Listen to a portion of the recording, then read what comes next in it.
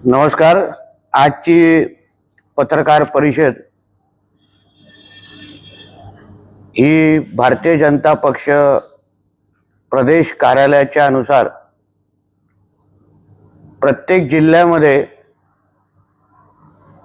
भारतीय जनता पक्षाच्या वतीने जे संकल्प पत्र जाहीर करण्यात आलेलं आहे त्या बाबतीची माहिती देण्यासाठी ही पत्रकार परिषद आज आयोजित करण्यात आलेली आहे। या पत्रकार परिषदेमध्ये उपस्थित असलेले आमचे भारतीय जनता पक्षाचे जिल्ह्याचे अध्यक्ष सन्मान्य प्रभाकर सावंतजी, आमच्या भारतीय जनता पक्षाचे जिल्ह्याचे उपाध्यक्ष सन्मान्य संदेश सावंतजी, भारतीय जनता पक्षाचे आमचे जिल्ह्याचे सरचिटणीस संदीप साटम, भारतीय जनता पक्षाचे आमचे ह्या मंडळाचे अध्यक्ष आमचे मिलिंद मिस्त्रीजी आणि उपस्थित सर्व पत्रकार मित्र, संकल्प पत्र भारतीय जनता पक्षाचे राष्ट्रीय अध्यक्ष सन्मान्य जे.पी. नड्डाजी यांच्या अध्यक्षतेखाली आणि देशाचे यशस्वी पंतप्रधान सन्मान्य मोदीजींच्या उपस्थितीमध्ये जाहीर करण्यात आलं। साधारण आतापर्यंत आपल्या स्वातंत्र्यापासून देशामध्ये एक अशी प्रथा आहे की काँग्रेसनी जेवढे जाहीरनामा जाहीर केलेले होते, निवडणुका आल्या तर जनतेला एक सवय झाली होती की राजकीय पक्षाच्या माध्यमातून जे काही जाहीरनामे जाहीर होतात ते फक्त एका कागदाचा तुकडा असतात, कारण का त्या जाहीरनाम्यामध्ये ज्या ज्या आश्वासनं दिली असतात,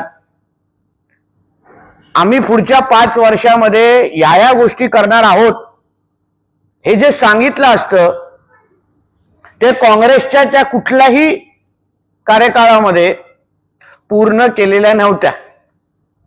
ह्याच्यामुळे जनतेला संकल्प पत्र जाहीरनामे या शब्दांवर विश्वास राहिलेला नाही। पण 2014 आणि 2019 मोदीजींच्या या 10 वर्षाच्या कार्यकाळामध्ये जसा एका हिंदी चित्रपटाचा डायलॉग आहे कि एक बार कमिटमेंट कर दी तुम्हें खुद की भी नहीं सुनता, हे तंतोतंत कोणाला लागू होत असेल तर ते देशाचे पंतप्रधान आदरणीय मोदी साहेबांना लागू होतं। कारण का गेली 10 वर्षामध्ये मोदीजींच्या माध्यमातून, मोदीजींच्या सरकारच्या माध्यमातून 2014 आणि 2019 मध्ये जे जे शब्द देशाच्या जनतेला दिले गेले होते ते सगळे शब्द, सगळे संकल्प पूर्ण करण्याचं काम आमच्या मोदी सरकारने केलेले आहेत। आणि म्हणूनच आमच्या संकल्प पत्राला मोदीजी की गॅरंटी असं जेव्हा आम्ही लिहितो तेव्हा देशातल्या जनतेला आता कळून चुकलेलं आहे की ह्या देशामध्ये एकमेव अशी गॅरंटी आहे जी बंदुकीच्या गोळीसारखी आहे, एकदा तोंडातून सुटली तर ते कधीही मागे घेत नाहीत। पूर्ण करेपर्यंत मोदीजी स्वस्थ बसत नाहीत। मुद्दा म्हणून सुरू करण्या अगोदर थोडा वेळ आपला घेईन, कारण का पुरी संकल्पना समजवायला लागेल। आताचं संकल्प पत्र समजवण्या अगोदर आत्मविश्वासाने मी आपल्याला 2019 ला जेव्हा भारतीय जनता पक्षाचा जाहीरनामा जाहीर झालेला आदरणीय राजनाथ सिंगजींच्या माध्यमातून, तेव्हा देशाला कुठले कुठले शब्द दिलेले याच्या थोडी यादी थोडक्यात वाचून आपल्याला दाखवतो।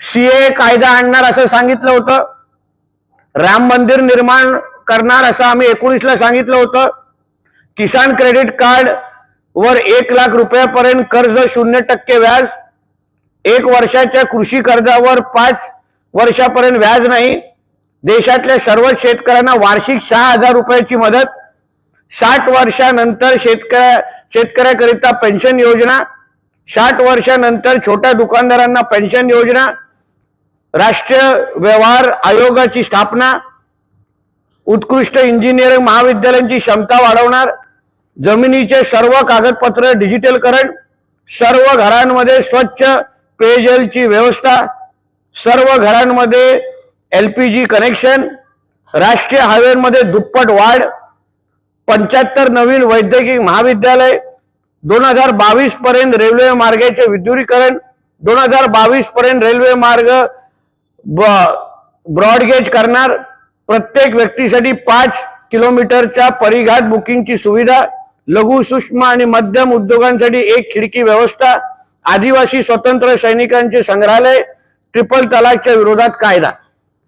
आता आपल्याला हे सगळे मुद्दे जेव्हा आम्ही वाचून दाखवले तर विश्वासाने नजरेसमोर एक एक विषय आम्ही गेली 5 वर्ष मोदीजींच्या सरकारच्या माध्यमातून हे सगळे प्रश्न कसे सोडवले, या सगळ्या प्रश्नांना न्याय कसा दिला, असे काही मुद्दे ह्याच्यामध्ये होते जे वर्षानुवर्ष पिढ्यानपिढी सुटले नव्हते.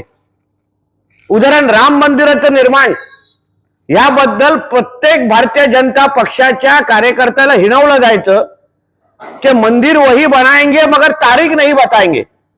पण ह्या 22 जानेवारीला राम मंदिराचं निर्माण प्राण प्रतिष्ठानचा कार्यक्रम झाला आणि भव्य असा राम मंदिर आज अयोध्येला उभा आहे, ज्याचे रामनवमीच्या वेळी उद्याच्या दिवशी आपण मोठ्या प्रमाणामध्ये रामलल्लांचं दर्शन घेण्यासाठी तिथे जाऊ शकतो. असं असंख्य जे शब्द दिले होते 19ला ते पुरं करण्याचं काम मोदी सरकारने केलेलं आहे. आता ह्या 2024 च्या ह्या संकल्पपत्रामध्ये एकंदरीत भारताला जसं मोदीजी म्हणतात की आपल्या भारताला पहिल्या 3 क्रमांकाच्या अर्थव्यवस्था हे पुढच्या 5 वर्षामध्ये बनवणार आहेत आणि 2047 मध्ये आपला भारत देश हा विकसित भारत देश म्हणून ओळखला जाईल. त्या दृष्टिकोनातून हा पूर्ण राजमार्ग आखलेला आहे, त्या पद्धतीची संकल्प तयार केलेले आहेत. त्या दिशेने चालण्याचं काम आमच्या पुढच्या 5 वर्षाचं मोदी सरकार करणार आहे आणि त्या दृष्टिकोनातून सगळ्या प्रत्येक वर्गाला, मग तरुण असतील, महिला असतील, कामगार असतील, सगळ्या प्रत्येक वर्गाला न्याय देण्याचं काम या पुढच्या 5 वर्षामध्ये आम्ही कसं करणार आहोत हेच या संकल्पपत्रामध्ये त्या निमित्ताने उल्लेख केलेला आहे. उदाहरण तरुणांसाठी, युवकांसाठी मोठ्या प्रमाणामध्ये रोजगार निर्मिती हे विविध क्षेत्राच्या माध्यमातून, मग स्टार्टअप इंडिया ही जी काही योजना आमच्या मोदी सरकारने सुरू केलेली, त्या योजनेअंतर्गत अजून प्रभावी स्टार्टअपसाठी गुंतवणूक उपलब्ध करून देणं, भाग भांडवल उपलब्ध करून देणं, स्टार्टअपच्या माध्यमातून रोजगार निर्मिती कशी मोठ्या प्रमाणामध्ये होईल, यावर पुढचे 5 वर्ष आमचं मोदी सरकार किंवा आमच्या संकल्पपत्रामध्ये ह्याचा मोठ्या प्रमाणात उल्लेख केलेला आहे. त्याचबरोबर MSME मंत्रालयाच्या माध्यमातून जसे मंत्री स्वतः सन्मान्य राणे साहेब जे कोकणातले भूमिपुत्र आहेत, राणे साहेबांनी गेली 2.5 वर्ष या MSME या मंत्रालयाच्या माध्यमातून मोठ्या प्रमाणामध्ये फक्त नोकऱ्या तयार केल्या नाहीत, रोजगार तयार केले नाहीत, पण त्याचबरोबर छोट्या मोठ्या उद्योगांना चालना आणि स्वावलंबी किंवा स्वतःच्या पायावर तरुण तरुणी उभी कसे राहतील यासाठी MSME मंत्रालयाचा आधार या निमित्ताने दिलेला होता.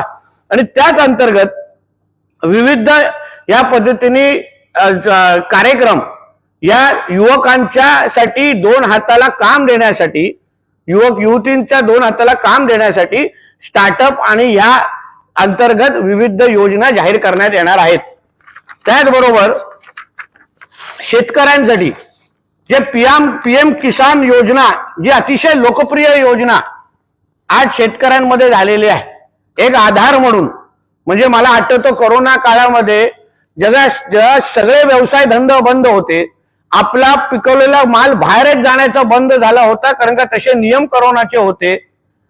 जेव्हा 1ही रुपया घरी कसा आणायचा हा विचार आमच्या ग्रामीण भागातला शेतकरी करायचा, त्यावेळी मोदीजींनी पाठवलेले 6,000 म्हणजे 2,000चे टप्पे हा त्यांच्या आयुष्यामध्ये म्हणजे अंधारात दिवा लावण्याचं काम हे आदरणीय मोदीजींच्या ह्या PM किसान योजनेच्या माध्यमातून जे झालेलं, तीच योजना पुढची 5 वर्ष अजून प्रभावी पद्धतीने राबवण्याचं काम आम्ही आमच्या माध्यमातून करणार आहोत.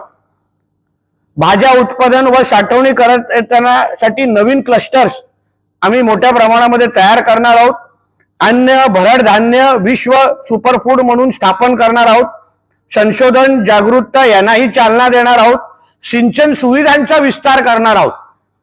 त्यासाठी मोठ्या प्रमाणामध्ये या क्षेत्रामध्ये गुंतवणूक करणार आहे.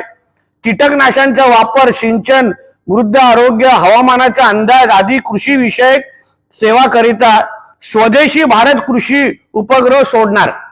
म्हणजे एकंदरीत मेक इन इंडियाच्या अंतर्गत आपण आपल्या भारताला ह्या क्षेत्रामध्येही स्वावलंबी बनवण्याच्या दृष्टिकोनातून पुढचे 5 वर्ष आमचं सरकार काम करेल असा उल्लेख या संकल्प पत्रामध्ये केलेला आहे.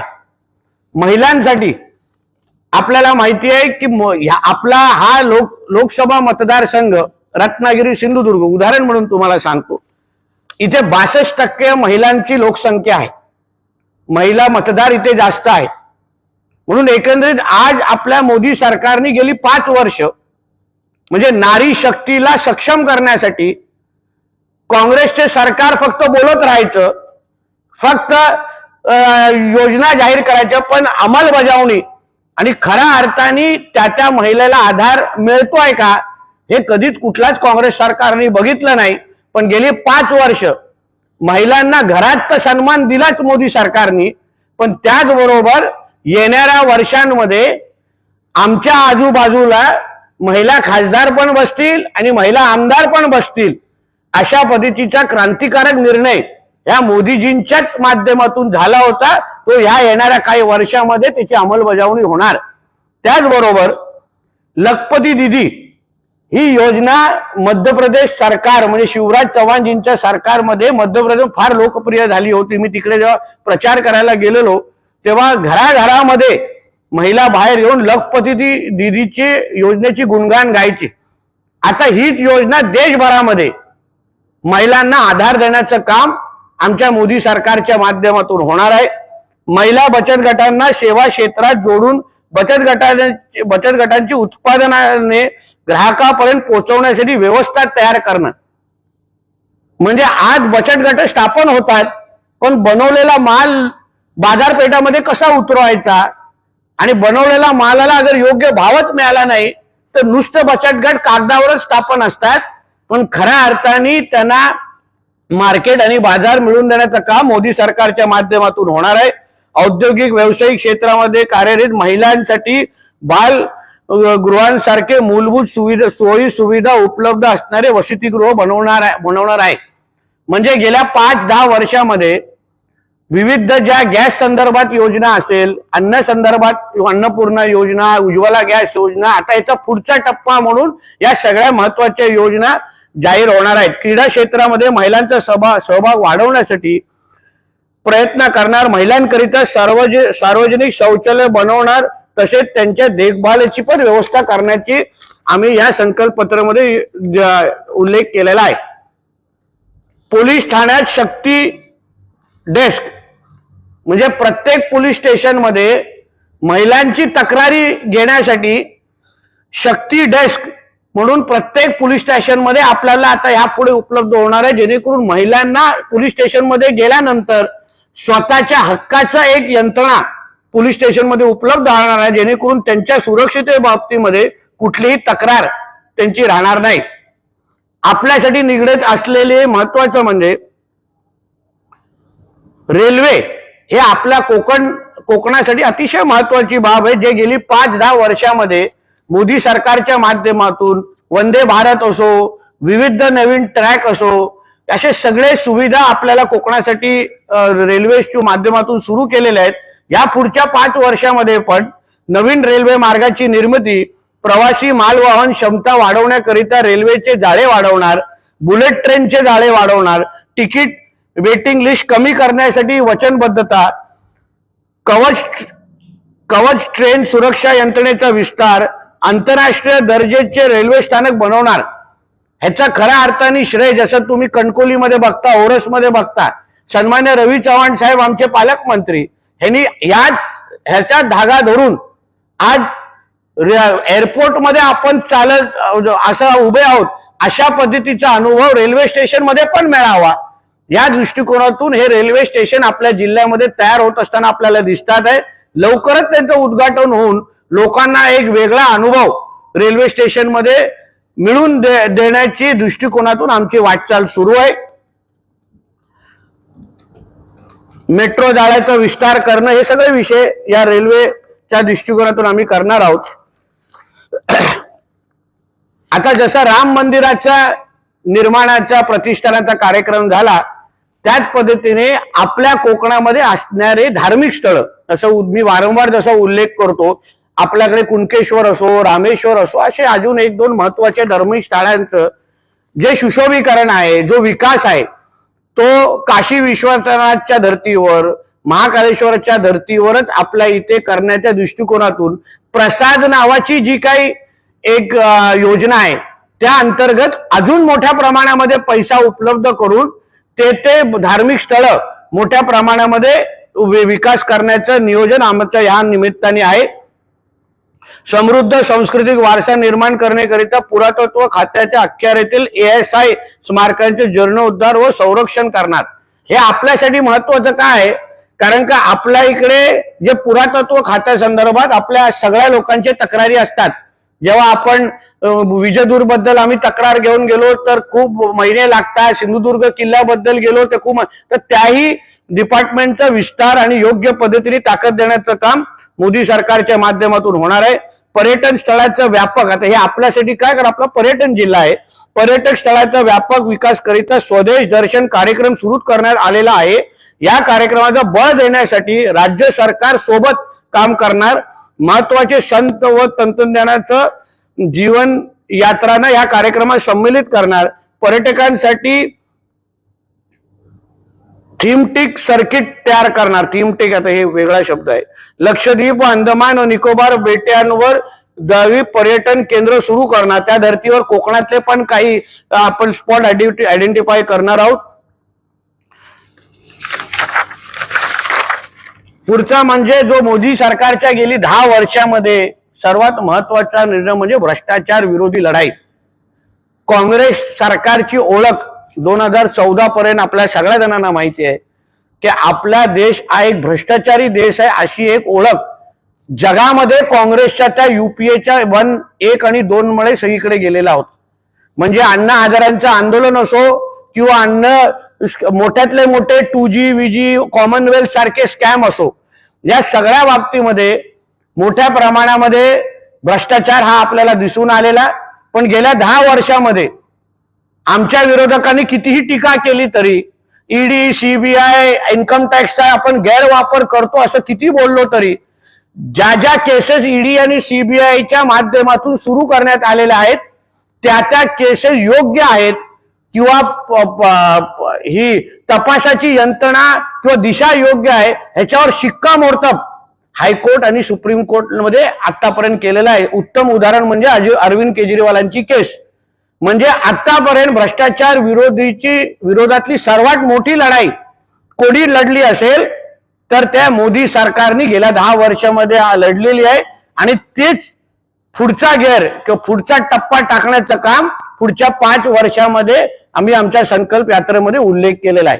एक महत्वाचे विषय हे आहे की ऑलिम्पिक गेम हे आपल्या देशामध्ये घेण्याची तयारी ही मोदी सरकारने केलेली आहे. त्या दृष्टिकोनातून ह्याचा उल्लेख पण संकल्प पत्रामध्ये केलेला आहे. तुम्हाला आठवत असेल की कॉमनवेल्थ गेमच्या निमित्ताने आलेला आपल्याला एक कडू अनुभव जो आपण देश कधीच विसरणार नाही. पण आता ऑलिम्पिक गेम मोदी साहेबांच्या या सरकारच्या अंतर्गत तुम्ही कुठल्याही खेळाडूला जाऊन विचाराल, त्यांना मिळालेल्या सुविधा, त्यांना मिळालेलं मानधन, कुठल्याही देशामध्ये जेव्हा ते जातात तेव्हा त्यांना जे काही सुविधा उपलब्ध केल्या जातात, जो मान मिळतो तो कधीच काँग्रेसच्या सरकारमध्ये मिळालेला नव्हता. भारतीय डिजिटल पब्लिक इन्फ्रास्ट्रक्चर जगभरामध्ये त्याचा विस्तार करणार. समान नागरी कायदा ह्याचाही उल्लेख आमच्या या संकल्प पत्रामध्ये केलेला आहे. त्याचबरोबर जाहीरनामा योग आणि आयुर्वेदाच्या जगभर प्रसार ह्याचाही उल्लेख याच्यात केलेला आहे. भारतातून अवैध पद्धतीने बाहेर नेलेल्या भारतीय मूर्ती व कलाकृती परत आणल्या जाणार. भारतीय संस्कृतीचा वारशाचा विकास, भारतीय संस्कृतीच्या स्मारकाचे पुनर्जीवन करणार.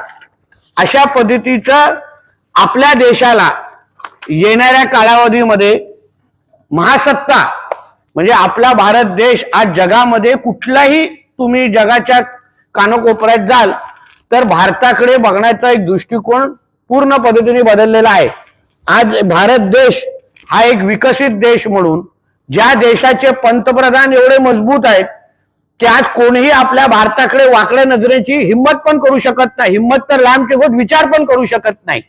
अरविंद केजरीवालजींच्या अटकेच्या निमित्ताने जेव्हा बाहेरच्या देशामध्ये त्यांच्या वृत्तपत्रामध्ये काही आर्टिकल लिहून आलेले तेव्हा त्यांच्या अँबॅसेडरांना बोलून तंबी देण्याचं काम आमच्या सरकारने केलेलं आहे. ही हिंमत कधीच पहिले काँग्रेसच्या सरकारमध्ये व्हायची नाही. आपण चीन असो, पाकिस्तान असो, हे जे काही आपले शेजारी राष्ट्र आहे जे नेहमी आपल्याकडे वाकड्या नजरेने पाहायचे आणि आपलं इथे असलेलं काँग्रेसचं सरकार नेहमी त्यांच्या समोर लोटांगण घालायचं. पण मोदी सरकारने गेली 10 वर्ष आदरणीय अमित शहाजी असतील, आमचे मोदी साहेब असतील, ह्यांच्या नेतृत्वात असलेलं हे जे काही मोदी सरकार आहे त्यांनी पाकिस्तान, चीनला आपली जागा वारंवार दाखवण्याचं काम या निमित्ताने केलेलं आहे. आज जम्मू काश्मीरमध्ये जाऊन परिस्थिती पहा. तिथे पर्यटनाच्या अंतर्गत एवढे मोठे प्रकल्प सुरू आहेत की कोण विचार पण करू शकणार नाही की आपण काश्मीरमध्ये आज उभे आहोत. त्याच पद्धतीने आपल्या देशाकडे होणाऱ्या अतिरेकी कारवाया पहिलं तुम्हाला आठवतं की आपल्याला दर 2 महिन्यांनी इथे बॉम्ब फुटला, तिथे बॉम्ब फुटला, ट्रेनमध्ये फुटला, स्टॉक एक्सचेंजच्या बाहेर फुटला. काँग्रेसचं सरकार आणि अतिरेकी कारवाया हे असं एक समीकरणच झालेलं. कोणी यायचं, कोणी कुठे बॅग ठेवून जायचं, कोणी यायचं, कोणी कुठे बॉम्ब ठेवून जायचं. आणि आपण भारतीय नागरिक म्हणून नेहमी भीतीच्या वातावरणामध्ये राहायचो. पण ह्या गेल्या 10 वर्षामध्ये देशाचे यशस्वी गृहमंत्री म्हणून अमित शहाजींच्या माध्यमातून जेव्हा 370 कायद्याच्या वेळी आपण आठवत असाल देशामध्ये एक टाचणी पण टाकण्याची हिंमत कोणाची झाली नाही. तसंच या पुढच्या 5 वर्षामध्ये आपण एका बाजूला विकसित भारत म्हणून आपण जेव्हा आपली वाटचाल सुरू ठेवतो आहोत त्याचबरोबर एक सुरक्षित भारत, ज्या भारतामध्ये सगळे सुरक्षित आहेत, स्वावलंबी आहेत, कोणीही आमच्याकडे वाकड्या नजरेने बघू शकत नाही, कोणीही आमच्या हे जे काय आमच्या सरकारचं जे व्यक्तिमत्व आणि मानसिकता जी तयार झालेली आहे मोदीजींच्या नेतृत्वाखाली त्याच पद्धतीचा प्रवास ह्या पुढच्या 5 वर्षामध्ये पण आम्ही करणार आहोत. एक बार कमिटमेंट किया तो हम सुनते नहीं.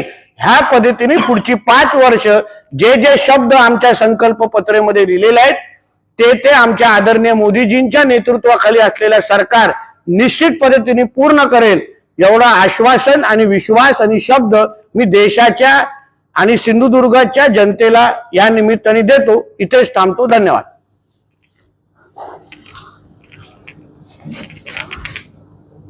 एक शेवटचा मुद्दा आहे की जे मोफत धान्य जे 80 कोटी जनतेला अगोदरपासून आम्ही सुरू केलेलं ते पण पुढच्या 5 वर्षामध्ये कंटिन्यू आणि त्याच पद्धतीने सुरू राहील हेही संकल्प पत्रामध्ये उल्लेख आहे.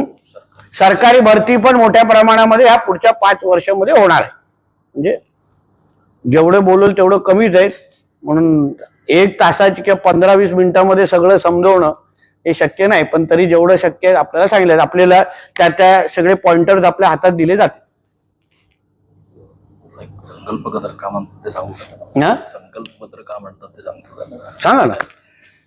आता सन्मान्य आमदार साहेबांनी एकदम विस्तृतपणे सगळं संकल्पपत्र मांडलं. पण संकल्पपत्र भारतीय जनता पार्टी का म्हणते याच्या मागचा एक छोटासा किस्सा आहे, तो माहिती म्हणून जरा सांगतो की अटलजींचं सरकार होतं. 2-3 वर्ष सरकारला झाल्यानंतर त्यावेळी आता आपले जे पंतप्रधान आहेत तर ते पंतप्रधान त्यावेळी राष्ट्रीय प्रवक्ते होते, सचिव होते. तर त्याला कुठेतरी पत्रकारांनी तुमच्यासारखा प्रश्न विचारला की भारतीय जनता पार्टी जो जाहीरनामा करतं त्यातले सगळे मुद्दे हे पूर्णत्वास येत नाहीत किंवा काय मग होत नाहीत.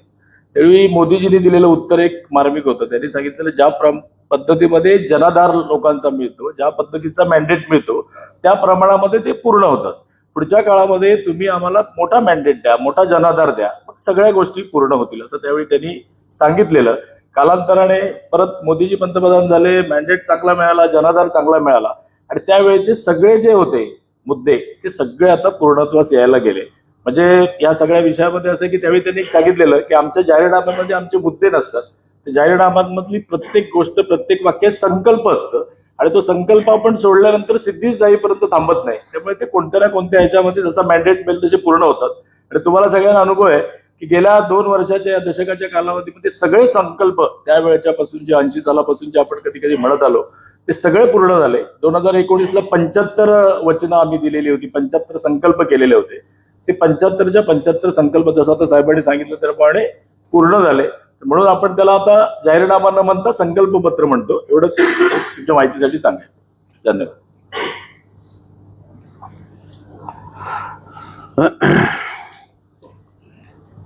बोला, काय प्रश्न? प्रश्न असा आहे, उदयनराजेंची उमेदवारी जाहीर झाली. अरे संकल्प पत्र.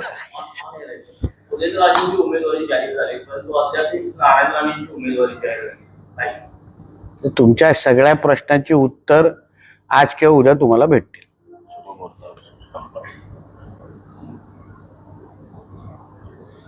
तुम्हाला उद्या जल्लोषाने जय श्रीराम बोलण्याची संधी मिळेल.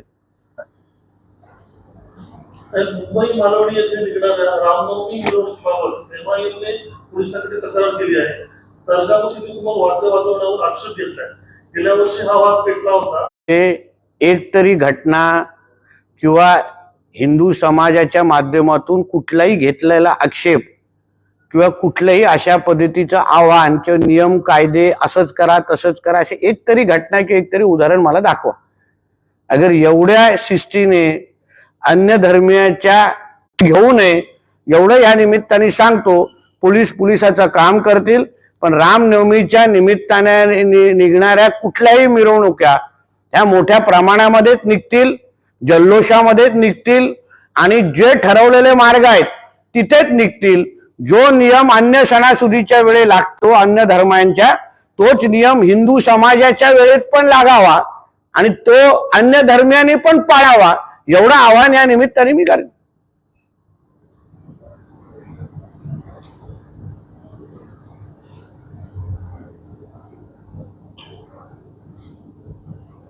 तर खासदार विनायक राऊत यांनी आज उमेदवारी अर्ज दाखल करायला जाताना नारायण राणे जर भाजपचे उमेदवार असतील तर त्यांचा सलग 3ऱ्या वेळा पराभव करू असं वक्तव्य केलं आहे. त्यावर काय? आता त्यांचा फॉर्म भरण्याचा आणि राणे साहेबांचा त्याच्यामध्ये काही संबंध दिसत नाही. पण एक कळतं की ज्या माणसांनी गेली 10 वर्ष ह्या जनतेसाठी काहीच केलं नाही, 10 वर्षामध्ये किमान 6 ते 7 वर्ष ते सत्ताधारी खासदार होते. म्हणजे 2014 ते 19 मध्ये शिवसेना बीजेपीच्या सरकारमध्ये केंद्रामध्ये त्यांचे अरविंद सावंत नावाचे केंद्रीय मंत्री होते. मग 2.5 वर्ष त्यांच्या विचाराचा मुख्यमंत्री उद्धव ठाकरे होते. म्हणजे 10 वर्षामध्ये 6 वर्ष जो खासदार निष्क्रिय राहिलेला आहे त्याला जनताच आता 4 जूनला चोख उत्तर देणार आहे.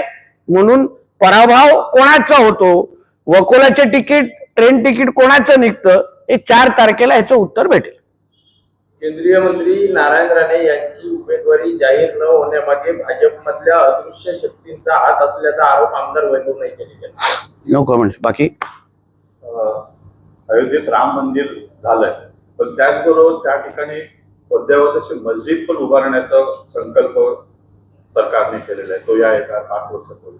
आमचं मोदी सरकार सबका विकास सबका साथ, सबका साथ सबका विकास या दृष्टिकोनातून चालणं गेली 10 वर्ष चालतंय.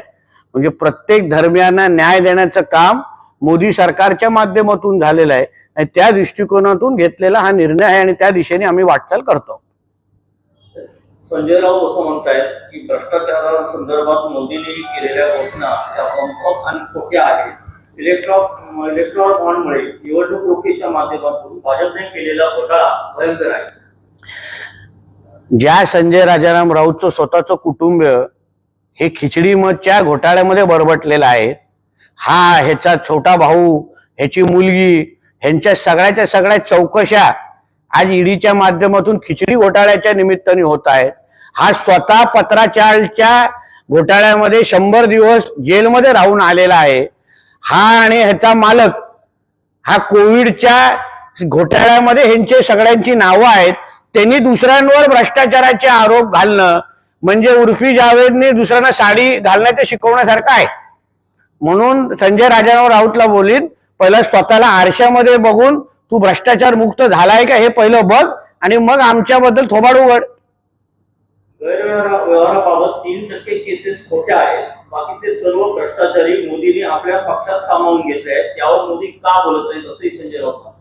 मोदीजींवर, ज्या पंतप्रधानांवर गेली 10 वर्ष भ्रष्टाचाराचा एक छोटा आरोप हे लोक करू शकले नाहीत, त्या मोदीजींबद्दल भ्रष्टाचाराचा आरोप कोण करताय किंवा कोण हिंमत करतय, ज्याचं पूर्ण कुटुंब आज भ्रष्टाचारामध्ये बरबटलेलं आहे, ज्याचं राहणं फिरणं खाणं हे भ्रष्टाचाराच्या पैशावरच चालू आहे, तो मोदीजींवर भ्रष्टाचारावर बोलण्याची हिंमत करू नये. म्हणून भांडूपमध्ये बसून स्वतःची संजय राजाराम राऊतनी लायकी ओळखावी आणि तेवढंच बोलावं.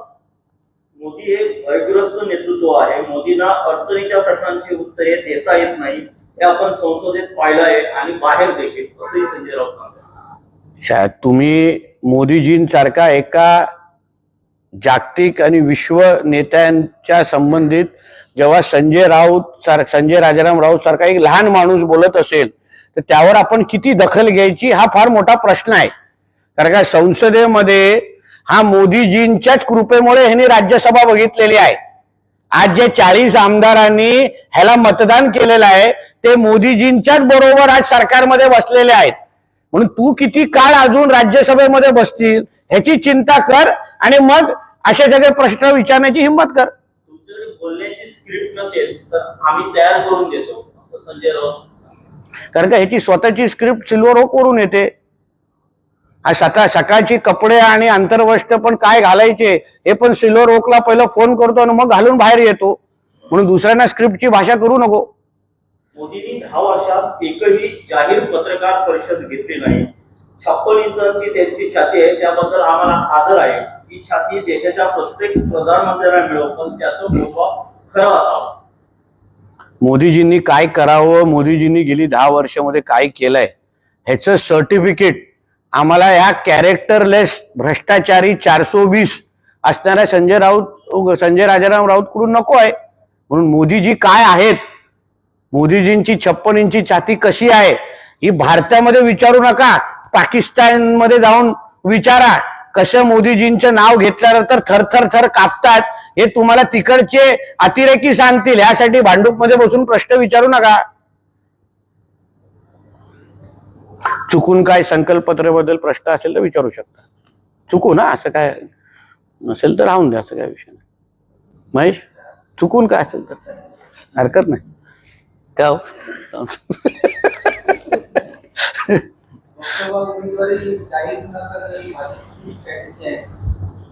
ते आता आमच्या भाजपच्या वरिष्ठांना विचारा, पण आमचं 70% काम झालेलं आहे.